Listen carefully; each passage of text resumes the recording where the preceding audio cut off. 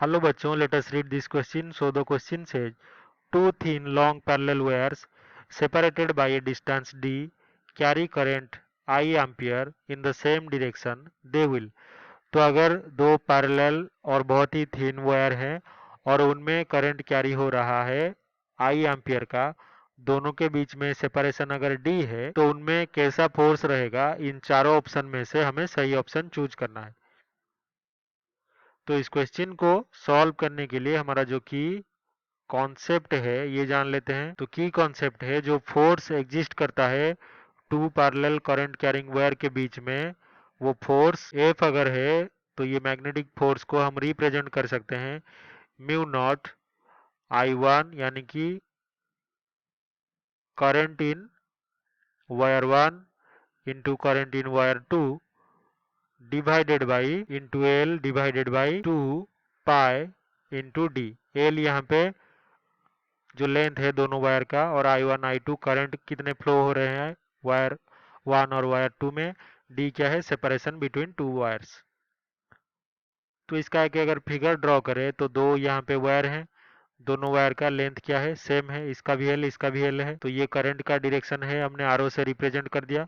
तो right hand thumb rule से अगर करंट पे हम थंब रखें और फिंगर्स को कर्ल करें तो मैग्नेटिक फील्ड का डायरेक्शन जो है वो ऐसे रहेगा वायर के अराउंड। तो यहाँ पे जो फोर्स होगा वायर के लिए, वायर वन के लिए वायर टू में, अगर ये आई एम्पियर है और ये आई एम्पियर है करंट, तो वायर वन भी दूसरे वायर को अट्रैक्ट करेगा और वायर टू भी पहले वायर को अट्रैक्ट करेगा।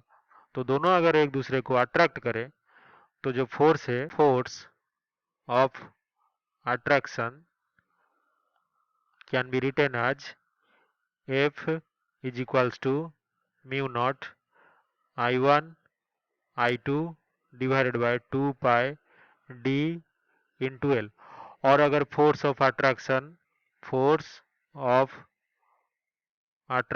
Per unit length of wire अगर हम ये फाइंड आउट करें तो ये हो जाएगा mu naught I one I two divided by two pi D, और वायर का लेंथ एल है तो एल से एल डिवाइड हो जाएगा, तो ये सिर्फ mu naught I one I two by two pi D बचेगा। और आई वन और आई टू की जगह पे अगर यहाँ पे गिवन है कि क्या है, I one is equals to I two है और ये आई एम्पियर है, तो रिप्लेस करने पर हमारा जो फोर्स होगा ये इज इक्वल्स टू हो जाएगा mu naught I square divided by two pi into D. तो हमारा जो फाइनल आंसर होगा वो mu naught I square divided by two pi D.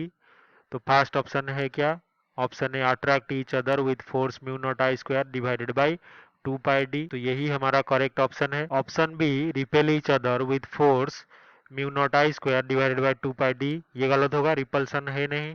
Option C में क्या है, attract each other with a force mu naught I square divided by two pi D square, तो D square नहीं है, सिर्फ D है, तो ऑप्शन सी भी गलत। ऑप्शन डी क्या है, repel each other with force mu naught I square divided by two pi D square, तो रिपल्सन भी नहीं यहाँ पे अपियर हो रहा है, अट्रैक्शन अपियर हो रहा है, तो only option A is the correct answer. So this is our final answer. I hope you have understood this well. Best of luck.